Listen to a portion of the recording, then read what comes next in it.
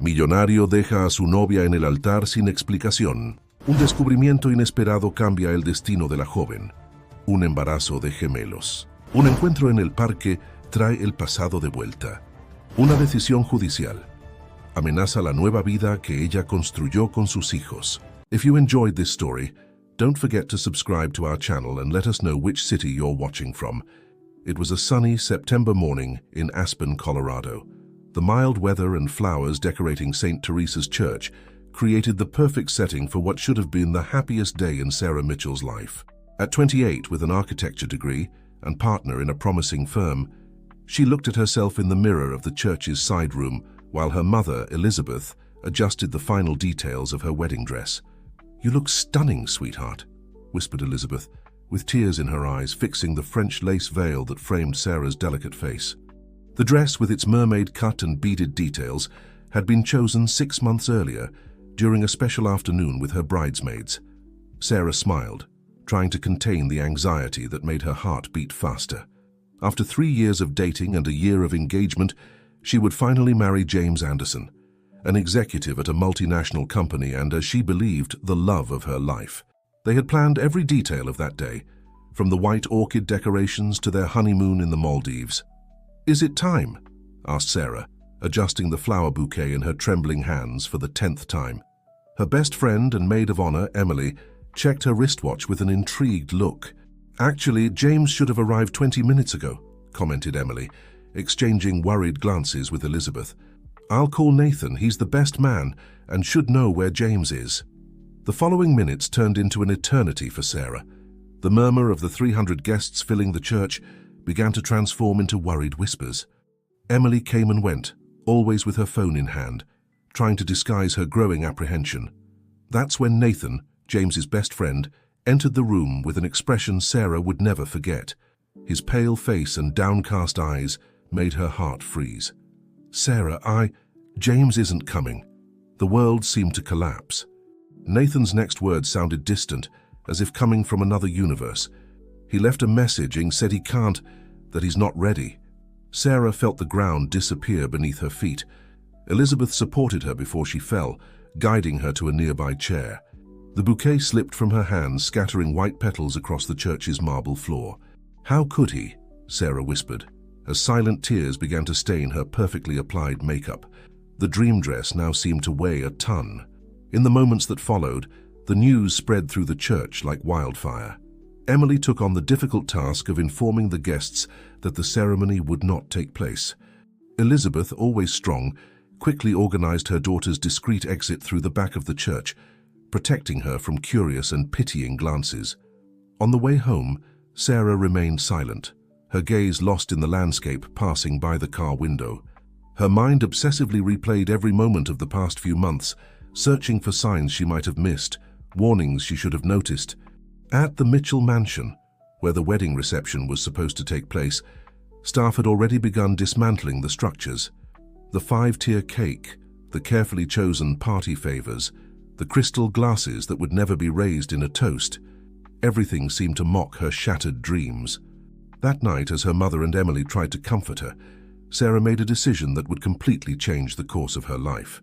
Between sobs and with a determination born of pain, she declared, "I can't stay here anymore. I need to leave, start over somewhere else."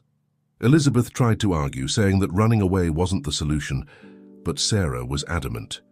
"Mom, every corner of this town has a memory of him. Every person I meet will look at me with pity. I need to go somewhere where nobody knows who I am, where I can just be myself." New York City was pulsing in its frenzied rhythm when Sarah arrived, 3 weeks after what should have been her wedding day. The metropolis, with its skyscrapers and millions of anonymous stories, seemed the perfect place for someone who wished to disappear.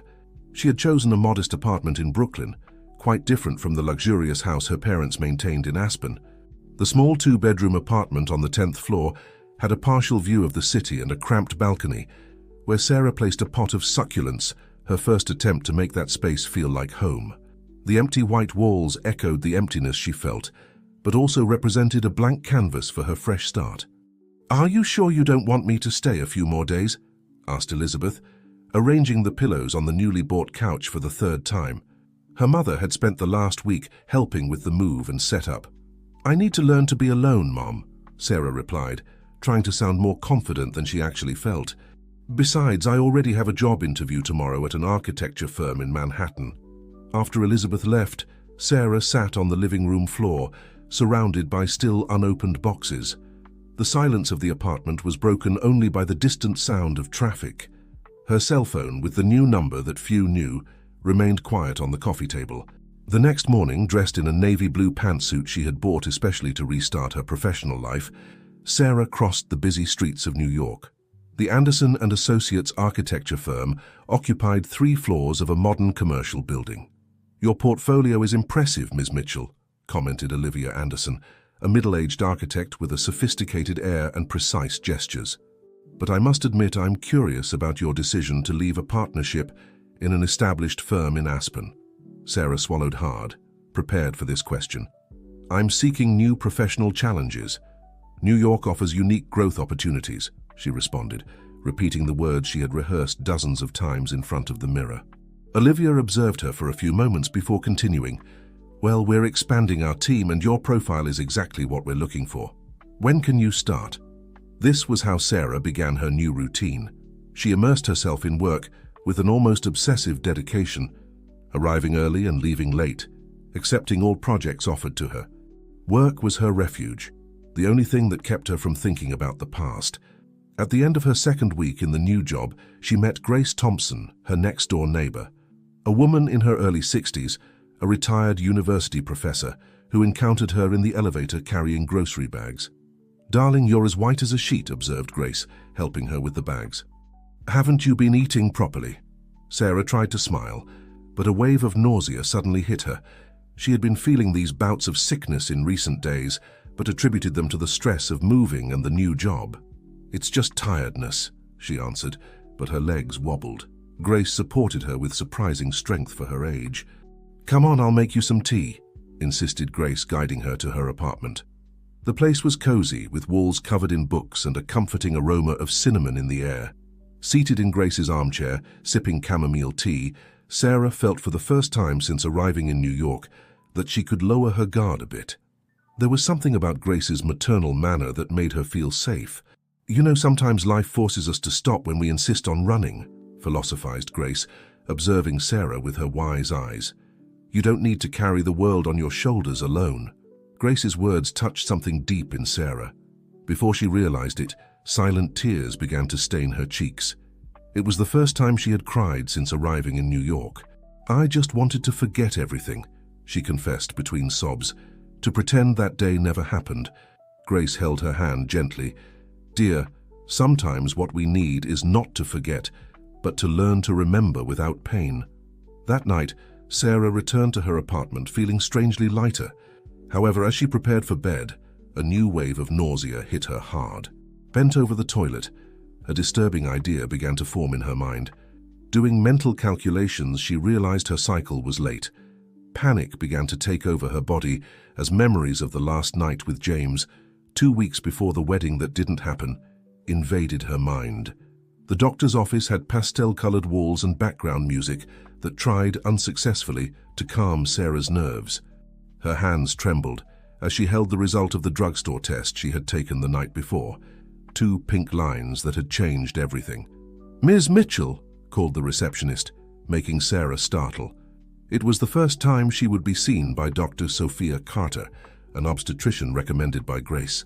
The doctor, a woman of about 40 with a welcoming smile, examined the blood tests Sarah had rushed to do that morning. "Well, there's no doubt. You're about 8 weeks pregnant." Sarah nodded mechanically, still processing the information. Do I need to have an ultrasound?" "Yes, we'll do one right now," replied Dr. Carter, indicating the exam table beside her. "You'll be able to see your baby for the first time." The cold gel on her still flat stomach caused a shiver. Sarah fixed her eyes on the ultrasound screen, trying to decipher the black and white blobs. Suddenly, the doctor stopped the movement of the transducer, slightly furrowing her brow in concentration. "Oh," exclaimed Dr. Carter, with a smile spreading across her face. "Looks like we have a surprise here." Sarah's heart raced. "Is everything okay with the baby?" "Yes, everything is perfectly fine. "With both babies," replied the doctor, turning the monitor so Sarah could see better. "You're expecting twins." The world seemed to spin. Twins. 2 lives growing inside her, 2 children to raise alone, twice the responsibility, twice the challenges. "Here," continued the doctor, pointing to the screen, "we can see the 2 perfectly formed gestational sacs. They're dizygotic twins, or fraternal twins." Sarah barely heard the doctor's technical explanations. Her mind was in turmoil, calculating how she could handle this new reality. Her small apartment, the new job, the unfamiliar city. Everything seemed even more challenging now. As she left the office with a folder full of test requisitions and vitamin prescriptions, Sarah walked aimlessly through the streets of Brooklyn. The afternoon sun was beginning to set, painting the sky in orange hues. Without realizing it, her steps led her to Prospect Park. Seated on a bench observing families strolling with their children, Sarah allowed the tears to come. They weren't tears of sadness nor of joy. They were tears of fear, of uncertainty, but also of a strange hope that was beginning to be born. Her phone vibrated. It was Grace, worried for not having seen Sarah return home. "I'm in Prospect Park," Sarah replied, her voice choked. 15 minutes later, Grace was sitting beside her, offering a tissue and her friendly shoulder. "They're twins," was all Sarah could say. "Oh dear," Grace hugged her with maternal affection. "Life sometimes surprises us with double gifts." "How will I manage, Grace? Alone, in a new city, without—" "Stop right there," Grace interrupted with gentle firmness. "First, you're not alone. Second, you're stronger than you imagine. And third, these 2 children might be exactly what you need to really start over." That night in her apartment, Sarah found herself doing something she hadn't done in weeks, planning for the future. With a notebook in hand, she began listing everything she would need to adapt in her life. The extra room, which would have been her office, would now be the nursery. She would need to research daycare centers, health insurance plans, costs for diapers and clothes. Unconsciously, her hand rested on her still imperceptibly changed belly. "We're going to make it," she whispered to her children, still forming. "Mommy promises everything will be all right." Before going to bed, Sarah made 2 important decisions. She would tell her mother about the pregnancy the next day and start looking for a larger apartment. But there was an even more difficult decision to be made. What would she do about James? Did he have the right to know he would be the father of twins? The New York autumn was painting the streets with yellowed leaves when Sarah completed her 3rd month of pregnancy. Her body was beginning to show subtle changes, especially noticeable to attentive eyes like those of Olivia Anderson, her boss, who called her for a conversation in her office on a Thursday morning. "Sarah, I don't want to be indiscreet, but I've noticed some changes in you over the past few weeks," Olivia began, indicating the chair in front of her. "You've been leaving frequently for medical appointments and—" "I'm pregnant," Sarah interrupted, taking a deep breath. "With twins." The silence that followed was broken by Olivia's warm smile. "Well, that explains a lot. Including your exceptional performance on the business center project." Sarah furrowed her brow, confused. "What do you mean?" "Darling, pregnant women often develop an extraordinary ability to multitask. You've been managing 3 projects simultaneously with impressive efficiency." Olivia paused. "But we need to talk about how to adjust your routine." The conversation that followed surprised Sarah. Instead of concern about her condition, she found support and flexibility. Olivia reorganized her schedules, allowing her to do part of the work from home after the 6th month. As she left Olivia's office, Sarah felt a weight lifted from her shoulders. One less obstacle in her path. Her mother, Elizabeth, had reacted similarly to the news of the pregnancy, promising to move temporarily to New York when the babies were born.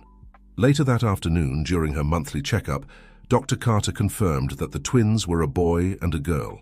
"Want to hear the heartbeats?" the doctor asked, adjusting the device. The sound filled the room, 2 distinct, strong, and rapid rhythms. Sarah felt tears streaming down her face. It was real, so real it hurt. Her children, her little lives growing protected inside her. At home, Grace was waiting for her with chamomile tea and homemade cookies. The neighbor had become her family in New York, present at every appointment, at every small victory.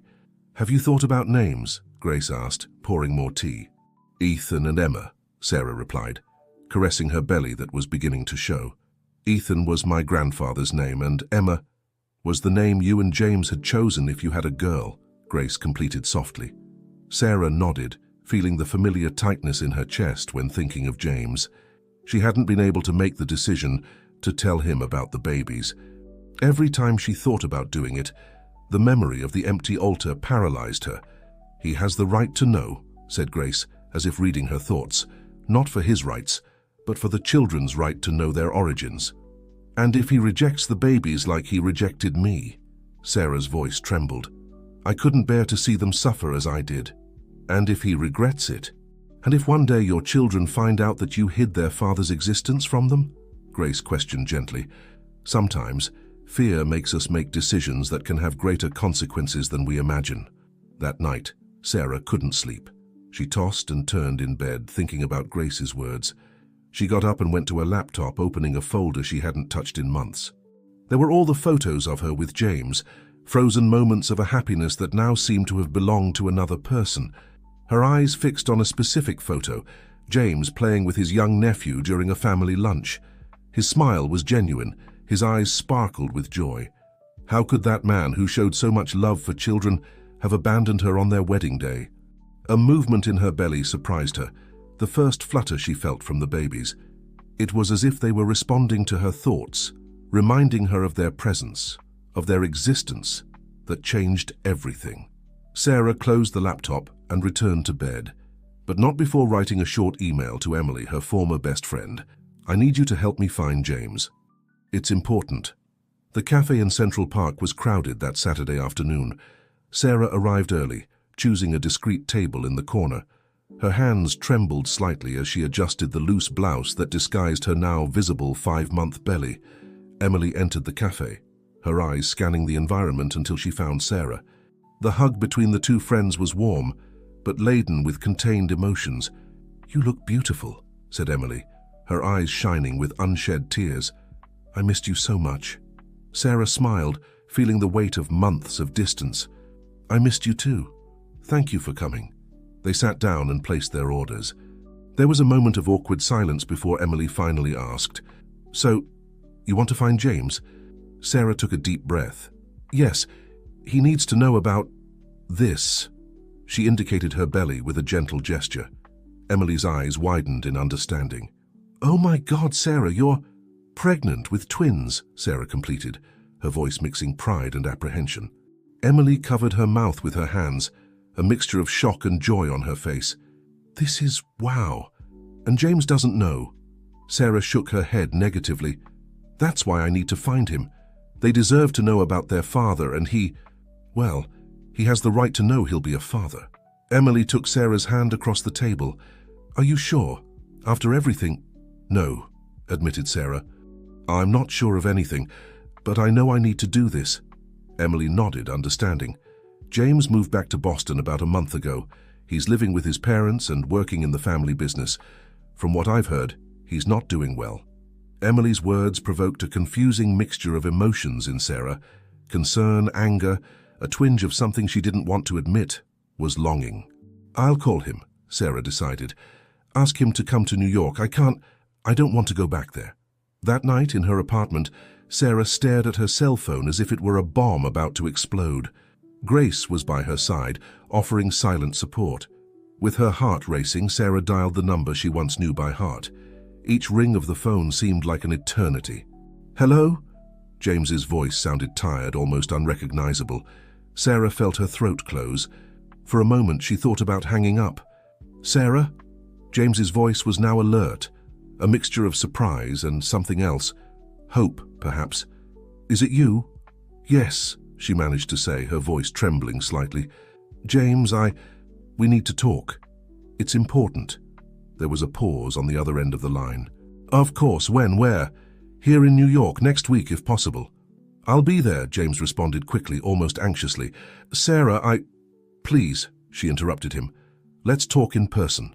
They agreed to meet in a neutral park, away from curious eyes. As she hung up, Sarah let out the breath she hadn't realized she was holding.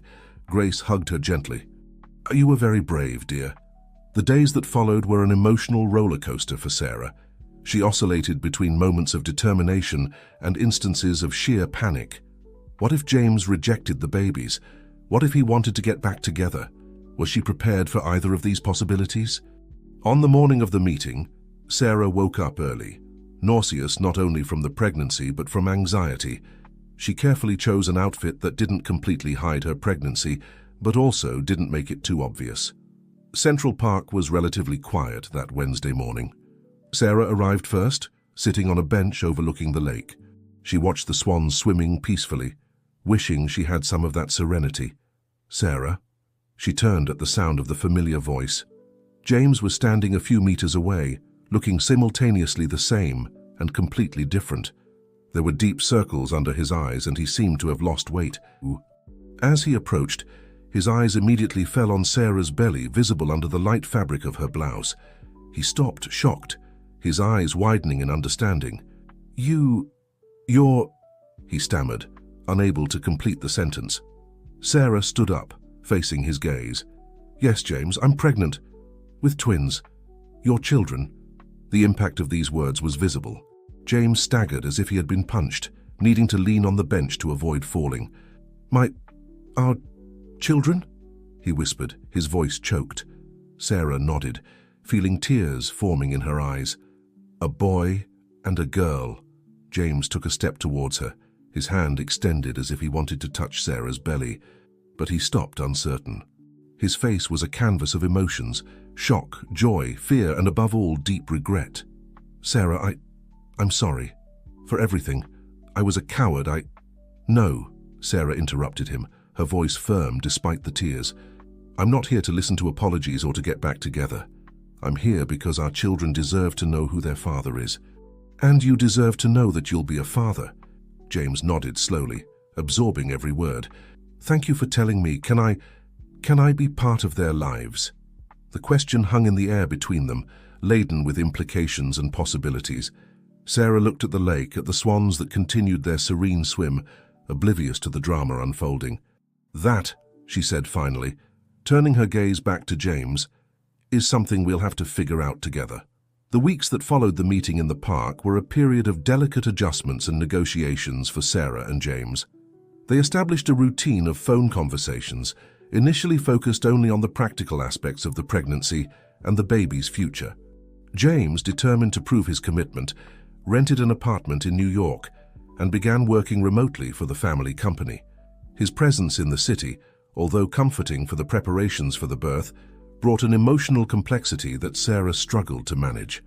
One Saturday afternoon, while organizing the nursery, the tension between them was palpable. Sarah was on a ladder hanging curtains when James entered carrying a box of furniture to assemble. "Let me do that," said James, quickly approaching the ladder. "It's not safe for you to climb up there in your condition." Sarah felt a twinge of irritation. "My condition? I'm pregnant, not invalid." James stepped back, raising his hands in a gesture of surrender. "Sorry, I just wanted to help." The silence that followed was broken by the sound of Sarah carefully descending the ladder. She turned to James, her eyes reflecting a mixture of fatigue and frustration. "Look, James, I appreciate your concern, but I need you to understand something," she began, her voice firm. "I've spent the last few months preparing to raise these children alone. I can't simply change that mindset overnight." James nodded slowly, guilt evident in his eyes. "I know, and I regret every day for causing this. I want to make things right, Sarah. Not just for the babies, but for you too." Sarah sighed, sitting in the newly assembled rocking chair. "It's not that simple. You hurt me deeply, James. The trust we had? It broke." James knelt beside the chair, maintaining a respectful distance. "I know that asking for forgiveness isn't enough, but I'm willing to do whatever it takes to regain your trust, even if it takes years." At that moment, as if sensing the intensity of the conversation, the babies began to move. Sarah placed her hand on her belly, a small smile appearing on her lips despite the tense situation. "They're moving a lot," she commented softly. James looked at Sarah's belly, his eyes shining with emotion. Can I feel?" Hesitantly, Sarah took James's hand and placed it on her belly. The moment he felt the first kick was visible on his face, a mixture of amazement and pure joy. "It's amazing," he whispered, tears forming in his eyes. It was at this instant that the doorbell rang, breaking the moment. Sarah got up to answer, finding Grace on the other side of the door, carrying a covered dish. "I brought some of that lasagna you love," said Grace, entering the apartment. She stopped when she saw James, her eyes quickly assessing the situation. "Grace, this is James," Sarah introduced. "James, this is Grace, my neighbor and, well, my family here in New York." James extended his hand, visibly nervous. "It's a pleasure to meet you, Grace. Sarah has told me a lot about you." Grace shook his hand, her penetrating gaze. "I hope she said good things," she said with a smile that didn't quite reach her eyes. The dinner that followed was a curious mixture of tense moments and pleasant conversations. Grace, with her life experience, managed to skillfully navigate between safe subjects, avoiding thorny topics. Later, after James had left and Grace was helping Sarah clean the kitchen, the neighbor finally expressed her opinion. "He seems remorseful," Grace commented, drying a plate. Sarah nodded, putting away the cutlery. "Yes, he is. But sometimes I wonder if it's enough." Grace put the plate aside and turned to Sarah. "Darling, forgiveness isn't something you give to others. It's a gift you give to yourself." Sarah looked at Grace, confused. "What do you mean?" "Forgiving doesn't mean forgetting or going back to what it was before," Grace explained gently. "It means freeing yourself from the weight of hurt. You have 2 lives coming, 2 children who deserve parents who can, at the very least, coexist in peace." Grace's words echoed in Sarah's mind as she prepared for bed. Lying in bed, her hands caressing her belly, she reflected on the path ahead of her. The 7th month of pregnancy arrived with a mixture of anticipation and anxiety for Sarah. Her body, now visibly transformed by the gestation of the twins, seemed a constant reminder of the imminent changes in her life. On a Saturday morning, Sarah was preparing for another prenatal appointment when the doorbell rang. Opening the door, she found James, punctual as always, ready to accompany her. "I brought this for you," he said, handing her a bag. Inside, Sarah found a box with various types of teas and ginger cookies, her pregnancy favorites. "Thank you," she smiled, genuinely touched by the gesture. "Shall we go?" At Dr. Carter's office, the air was full of expectation. It was the day of the 3D ultrasound, where they could see the babies' faces in more detail. "Ready to get a better look at these little ones?" asked Dr. Carter, applying the gel to Sarah's belly. As the image formed on the screen, Sarah felt James's hand seek hers, an instinctive gesture to share that moment. She didn't withdraw her hand. "Oh, look at that!" exclaimed the doctor. "Looks like we have a little show here." On the screen, the profiles of the 2 babies were clearly visible. The boy had his hand close to his face, as if sucking his thumb, while the girl seemed to be giving her brother a little punch. "She's already showing personality," Sarah laughed, feeling a wave of indescribable love. James, with tears in his eyes, gently squeezed Sarah's hand. "They're perfect," he whispered. After the appointment, walking through the park near the office, Sarah noticed they were still holding hands. She gently let go, causing a look of understanding and a bit of disappointment from James. "Sorry," he murmured. "I didn't mean to pressure you." Sarah shook her head. "It's not that, it's just that all of this is complicated, James. Seeing them today together was wonderful, but it doesn't change what happened." James nodded, his face serious. "I know, and I understand that we need to take it slow. I just want you to know that I'm here, for all 3 of you." They sat on a bench, watching children playing in the nearby playground. The silence between them was comfortable, almost nostalgic. "Have you thought about names?" James asked, breaking the silence. Sarah smiled, caressing her belly. "Actually, yes. I was thinking Ethan for the boy. It was my grandfather's name. And for the girl, well, I like Emma." James looked at her, surprised. "Emma? But that was the name we had chosen together before." "I know," Sarah interrupted him softly. "I guess a part of me always wanted to keep something from that time." The moment was interrupted by Sarah's phone ringing. It was Grace, asking if she had returned from the appointment yet. "I need to go," said Sarah, carefully standing up. "Grace is expecting me for tea." James stood up too, hesitant. "Sarah, can I ask you something?" She looked at him, curious. "What?" "My parents. They'd like to come to New York to see you, to see the apartment where the babies will live. I know it's asking a lot, but..." Sarah felt a knot in her stomach. James's parents, who should have been her in-laws, were now almost strangers, but they were her children's grandparents. "All right," she said finally. "We can arrange something for next weekend." James's face lit up with a relieved smile. "Thank you, Sarah. This means a lot." As she walked back home, Sarah reflected on how her life had changed. A few months ago, the idea of seeing James or his parents would have been unthinkable. Now she was about to welcome them into her home. In her apartment, Grace was waiting with a hot cup of tea and a warm hug. "How did it go?"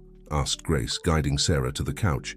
Sarah told her about the ultrasound, the moment in the park, and James's request about his parents. Grace listened attentively, her wise eyes evaluating every word. "You're doing the right thing, dear. Building bridges is always better than erecting walls." "Sometimes I'm afraid," Sarah confessed. "Afraid of trusting again, of getting hurt." Grace took Sarah's hands in hers. "Fear is natural. But remember, you're not that abandoned bride at the altar anymore. You're a strong woman about to be a mother of 2 beautiful babies. Your strength comes from within. It doesn't depend on anyone else." Grace's words calmed Sarah. She knew the path ahead wouldn't be easy, but for the first time in months she felt truly hopeful. Sarah's apartment was immaculate. She had spent the morning arranging every detail, with Grace's tireless help. The aroma of freshly brewed coffee and homemade cookies filled the air, creating a welcoming atmosphere. "Relax, dear," said Grace, adjusting a pillow for the 3rd time. "Everything is perfect." Sarah nodded, nervous, smoothing the loose dress that barely managed to hide her 8-month belly. The arrival of James's parents was imminent, and she felt a mixture of anxiety and apprehension. The doorbell rang, making Sarah give a small jump. Grace squeezed her shoulder reassuringly before discreetly retreating to her own apartment, promising to be nearby if needed. Sarah took a deep breath and opened the door. There they were, Robert and Catherine Anderson, James's parents. For a moment, it was as if time hadn't passed. The same elegant couple she had met years ago, now with a few more wrinkles and gazes laden with emotion. "Sarah, dear." Catherine was the first to speak, her voice choked. Without hesitation, she enveloped Sarah in a careful hug, conscious of the prominent belly between them. Robert, always more restrained, extended his hand for a formal handshake, but his eyes shone with contained tears. "It's good to see you, Sarah." James entered last, carrying a large box wrapped in gift paper. "We brought something for the babies," he explained, placing the package on the coffee table. The initial encounter was marked by a palpable tension, interspersed with moments of genuine emotion. Catherine couldn't take her eyes off Sarah's belly, as if trying to absorb every detail of the pregnancy she couldn't follow from the beginning. "How are you feeling?" asked Catherine, as everyone settled in the living room. Sarah smiled softly. "Well, considering I'm carrying 2 little sumo wrestlers," she joked, trying to lighten the mood. The conversation flowed gradually, starting with safe topics like the progress of the pregnancy, preparations for the birth, and changes in Sarah's routine. James, sitting a bit apart, observed the interaction with a mixture of relief and evident remorse on his face. "Sarah," Robert finally spoke, his deep voice laden with seriousness, "Weetsen would like to apologize for what happened, for not having contacted you before." Sarah raised her hand, gently interrupting him. "Please, we don't need to talk about that now. What's important is that we're here thinking about the future of these children." Catherine nodded, tears in her eyes. "You're very generous, dear. These babies are very lucky to have you as their mother." The moment was broken by a sudden movement from Sarah, who put her hand on her belly with a surprised expression. "Is everything okay?" asked James, quickly standing up. Sarah laughed, taking Catherine's hand and placing it on her belly. "It seems your grandchildren want to say hello personally." Catherine's face lit up as she felt the baby's movements. Robert, overcoming his usual reserve, also approached to feel. The moment of family connection was deeply emotional for everyone. While Sarah prepared more coffee in the kitchen, James followed her, offering help. "Thank you for this," he said quietly. "It means a lot to them and to me." Sarah looked at him, noticing the sincerity in his eyes. "They're my children's grandparents, James. Our children deserve to have a complete family, regardless of what happened between us." Back in the living room, the atmosphere was visibly lighter.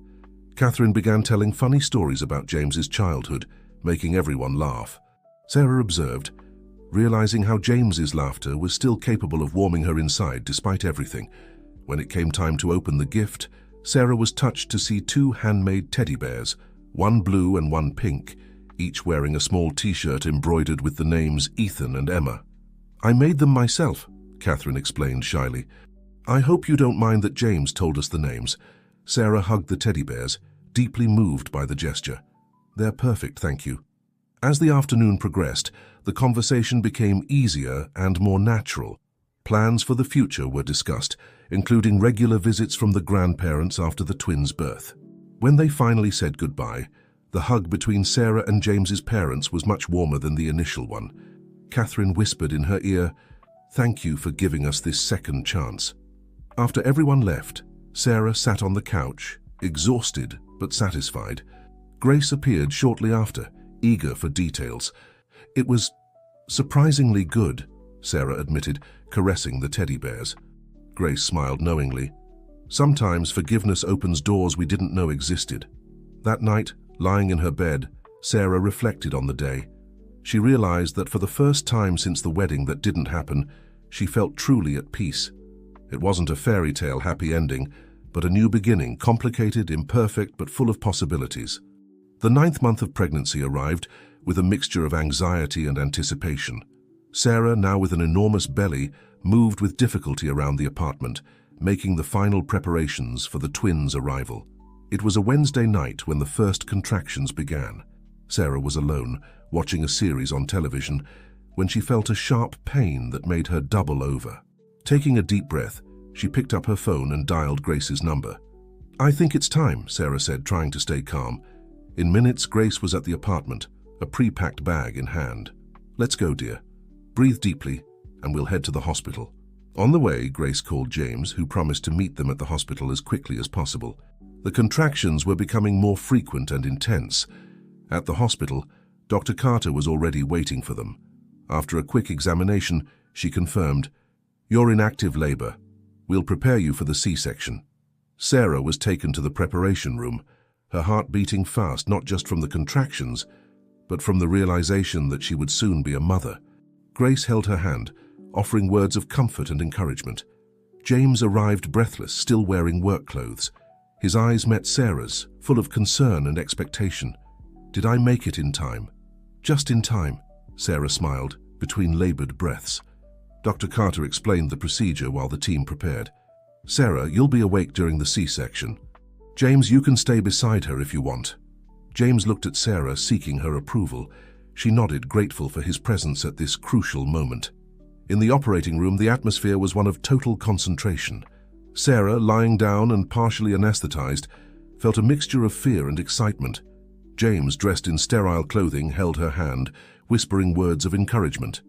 "All right, Sarah," said Dr. Carter. "We're going to start. You'll feel some pressure, but no pain." The following minutes were a surreal mixture of sensations and emotions. Sarah felt the pressure mentioned by the doctor, but was focused on James's face, which alternated between looking at her and anxiously peeking over the surgical drape. Suddenly, a sharp cry filled the room. "It's Ethan," announced Dr. Carter, lifting a small reddish baby. Tears streamed down Sarah and James's faces. "He's beautiful," James whispered, his voice choked with emotion. A few minutes later, another cry joined the first. "And here's Emma," said the doctor, presenting the second baby. Sarah sobbed with joy. "Are they okay?" she asked anxiously. "Perfectly fine," assured Dr. Carter. "Two healthy babies." While the team took care of the newborns doing the first exams and procedures, James was torn between observing the babies and comforting Sarah. "You were amazing," he said, gently kissing her forehead. After being cleaned and examined, Ethan and Emma were placed in Sarah's arms. The moment she held her children for the first time was one of indescribable emotion. Tears of joy streamed down her face as she admired the little faces, so similar and yet so unique. "Hello, my loves," Sarah whispered. "Mommy's here." James watched the scene, crying openly. When Sarah looked at him, she saw not just the father of her children, but the man who, despite past mistakes, was there, sharing one of the most important moments of their lives. "Do you want to hold them?" Sarah asked softly. With trembling hands, James took Ethan and Emma, one in each arm. His face lit up with a smile Sarah hadn't seen in a long time. "They're perfect," he murmured in awe. In the hours that followed, a series of emotional visits took place. Grace was the first, entering the room with eyes shining with contained tears. "Oh, Sarah, they're beautiful," she exclaimed, admiring the babies sleeping peacefully. James's parents arrived soon after, bringing flowers and more gifts for the twins. Catherine couldn't contain her tears as she held her grandchildren for the first time, while Robert tried unsuccessfully to maintain his composure. Elizabeth, Sarah's mother, arrived from Aspen at the end of the day, entering the room like a whirlwind of emotions. "My daughter," she exclaimed, carefully hugging Sarah before turning to the babies. "My precious grandchildren." Observing the scene, Sarah felt a wave of gratitude. Despite all the difficulties and challenges she had faced, at that moment she felt complete. Her family wasn't conventional, but it was full of love. When they were finally alone, Sarah and James looked at each other, exhausted but radiant. "Thank you for being here," Sarah said softly. James took her hand, squeezing it gently. "There's nowhere else in the world I'd rather be." The first days after Ethan and Emma's arrival at the apartment were a mixture of joy, exhaustion, and adaptation.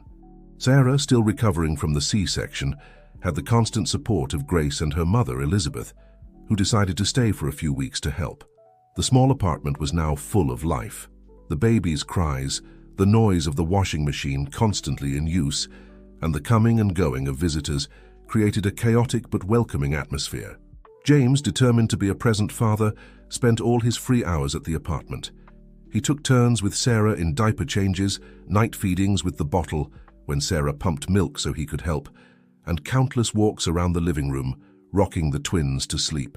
On a particularly difficult night, with both babies crying inconsolably, Sarah found herself at the limit of her strength.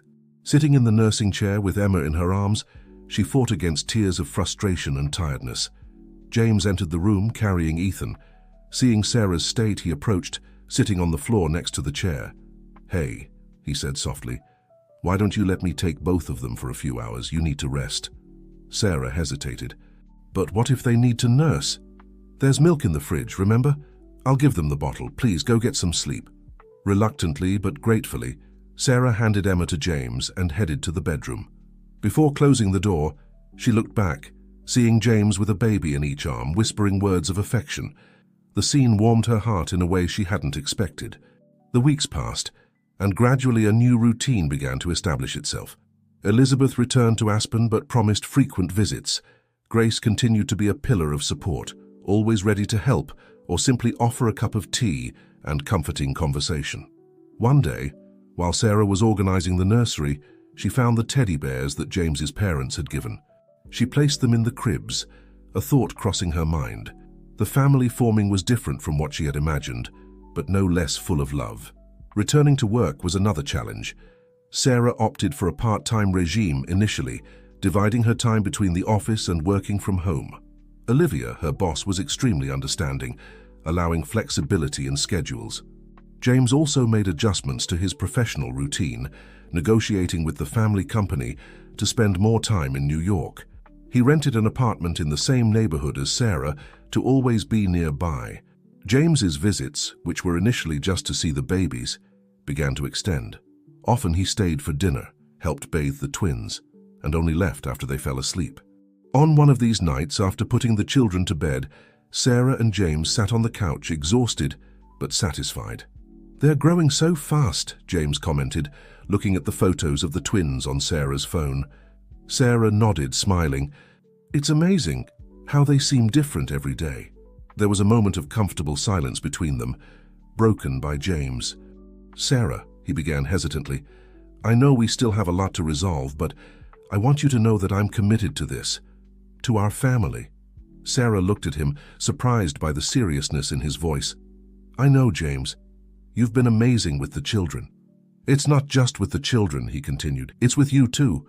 I know I can't erase what I did, but I hope that with time we can—" He was interrupted by Ethan's cry coming from the bedroom. They both stood up automatically, but Sarah gestured for James to stay. "I'll go," she said. "But we can continue this conversation later, okay?" James nodded, a small smile on his lips. As he watched Sarah go to attend to Ethan, he felt a wave of hope. Things were far from perfect, but they were progressing. The twins' first birthday was approaching, and with it, a series of emotions and reflections for Sarah and James. The year that had passed had been a roller coaster of challenges, joys, and discoveries. Sarah was in the kitchen preparing breakfast when she heard the familiar sound of laughter coming from the nursery. Peeking through the door, she saw James on the floor, playing animatedly with Ethan and Emma.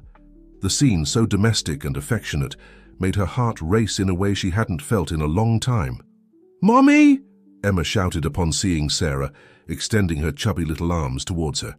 Sarah entered the room, picking up her daughter and joining them on the colorful rug. Ethan immediately crawled onto her lap as well, creating a friendly competition for space. "They're getting smarter every day," James commented, observing how Emma tried to stack colorful blocks. Sarah nodded, smiling. "And more stubborn too.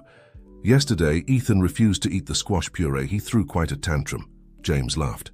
"Just like you when you don't like something." The comment caught Sarah by surprise. It was the first time in a long time that James had made such a casual reference to their past together, without the weight of guilt or regret. "Yeah, I guess so," she responded softly, allowing herself to smile at the memory. The rest of the morning passed in a pleasant routine. They had breakfast together, bathed the twins, and put them down for their morning nap. When the children finally fell asleep, Sarah and James found themselves alone in the living room, a comfortable silence between them.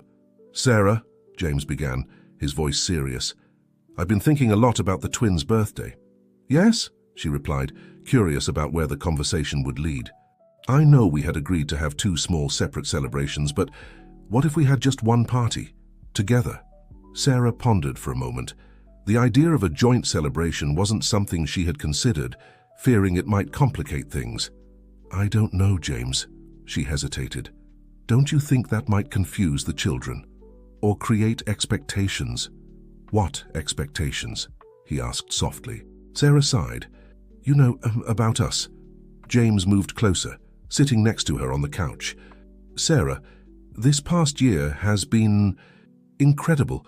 Difficult, of course, but incredible. Seeing our children grow, being here almost every day, it made me realize how much I almost lost, how much I still want."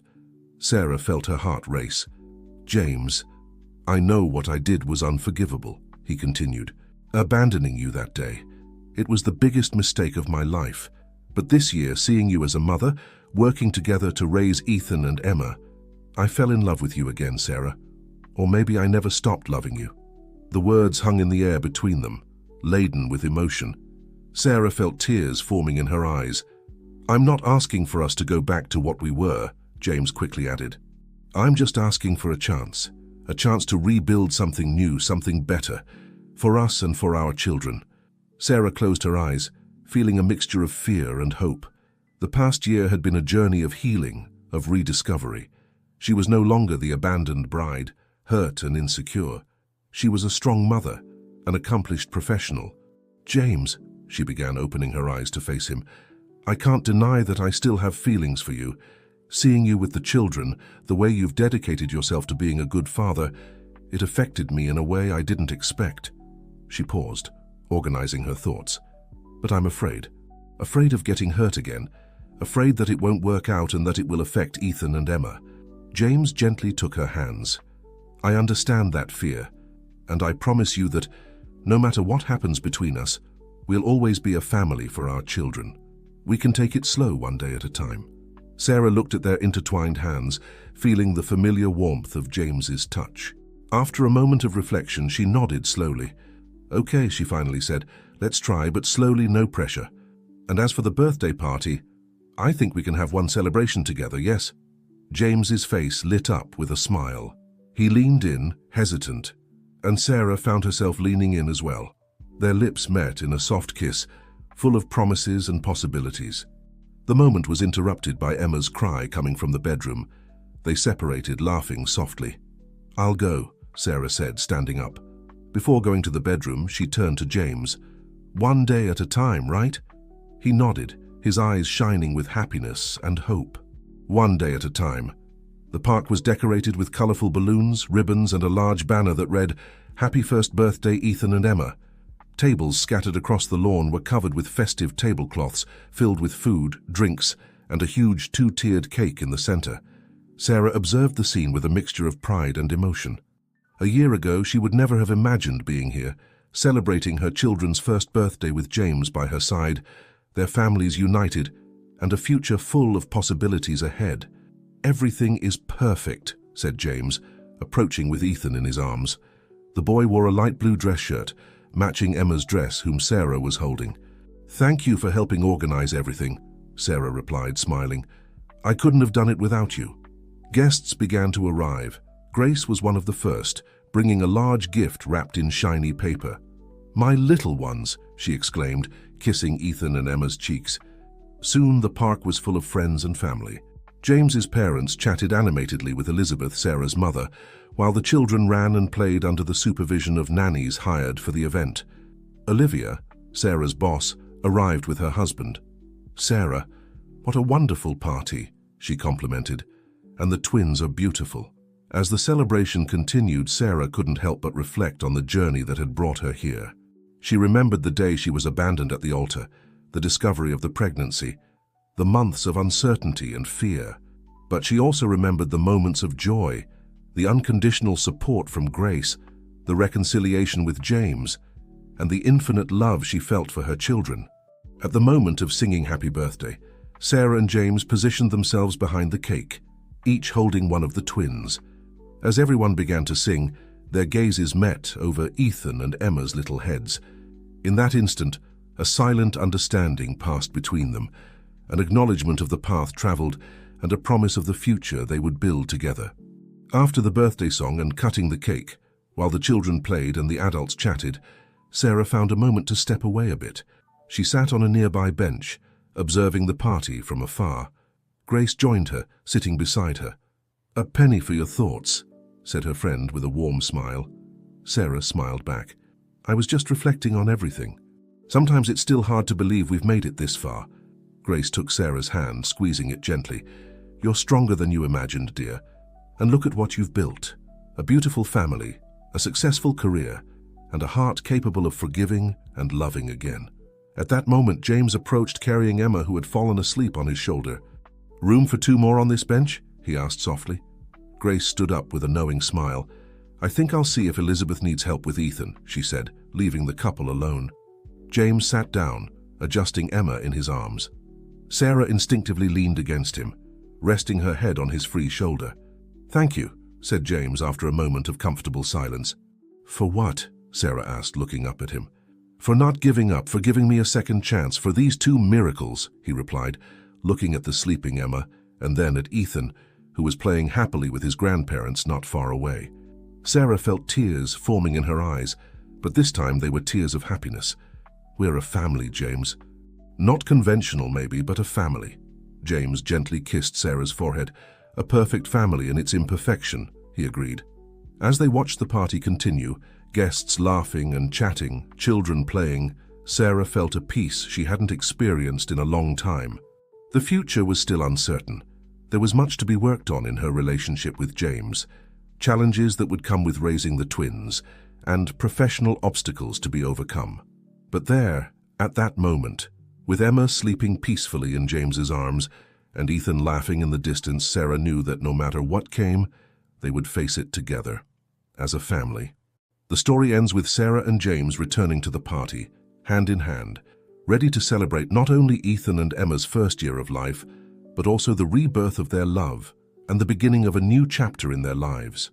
And so, under the blue New York sky, surrounded by friends and family, Sarah finally understood that sometimes happy endings aren't exactly as we imagine, but they can be even more beautiful in their authenticity and imperfection.